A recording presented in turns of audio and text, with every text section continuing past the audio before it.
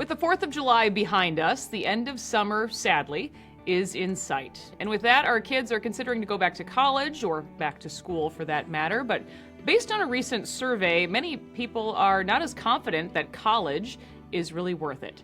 Our Alpha Money expert, Mike Koinen, joins us now. Good to see you, Mike. Yeah, good to be here, Liz. Always good to be on Alpha News. Well, that recent poll, Mike, found that just 36% of Americans have confidence in higher education. No doubt the price tag has something to do with that sentiment, it seems, Mike. Yeah, definitely. I'm sure that's what it is. The rising cost of college is getting to be for almost the elite. We look at what the average cost of a four-year state university is right around $40,000, $50,000 for 4 years. Some of these private universities, you look at even here in Minnesota, these private universities, you might be spending $200,000 over a 4-year college education. You don't want to have that cost to go up 5 years. And that doesn't even include housing.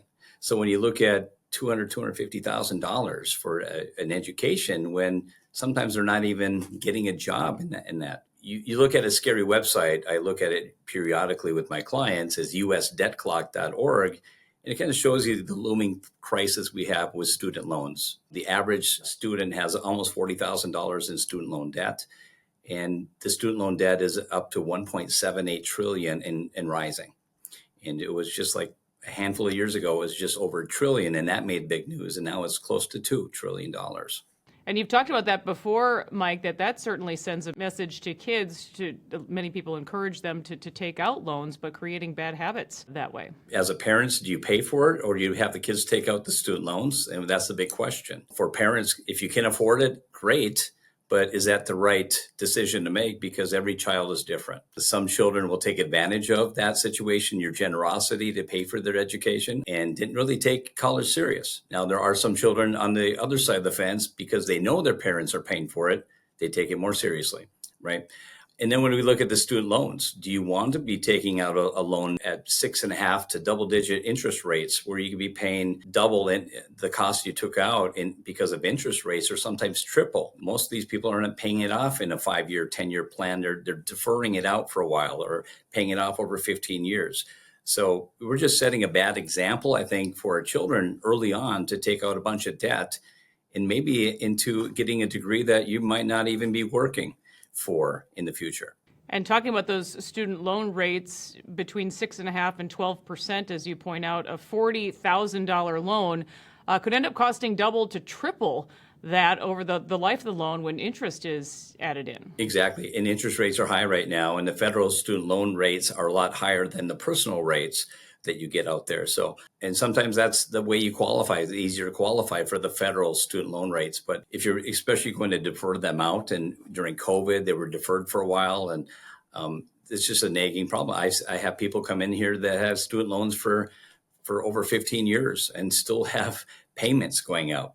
And because of that, they're not buying houses, they're delaying getting married, they're delaying having children. So it's really affecting, their life. And that's why they're staying at home longer, because they're needing help from their parents. Their parents are still paying the cell phone bills and insurance on their cars, things like that. So give us the best action plan then, Mike, if our kids aren't quite college age just yet. What do you recommend to start doing today? Well, I think it's great that we see a lot of our clients are funding their grandchildren's college funds with maybe a 529 plan, or it's called an UTMA account, Uniform Transfer to Minors Act. And when they're 21, they can have access to the money that you're putting aside for them. I think that's a great way to do it. Start saving early is one of the best ways you can get ahead of that. Just referring back to that study we started talking about with people sort of losing their faith in colleges, it seems that many are deciding college is not the best option, and there are plenty of other options out there. Yeah, I think there's a lot of great careers out there outside of college. An article that I recently saw that college graduates, after a year, 52% of them are underemployed, working in a position that's below what they should be working in.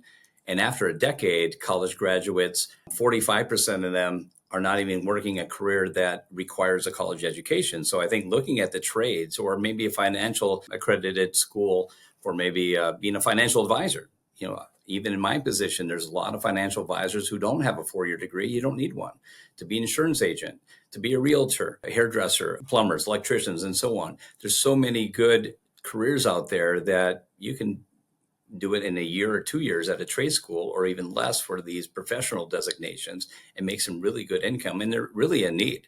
There's not enough electricians and plumbers and airplane mechanics and so on out there that you're not going to walk away with that debt. A lot of those trade schools are about a quarter to maybe half of the cost to go to a 4-year university. So the savings are great, and you're going to make income sooner. Well, all great advice again here, Mike. Get out there. Hope you enjoy the rest of your summer. We'll get back to the grind here soon enough. September will be here before we know it. Exactly. Thanks, Liz. I appreciate it.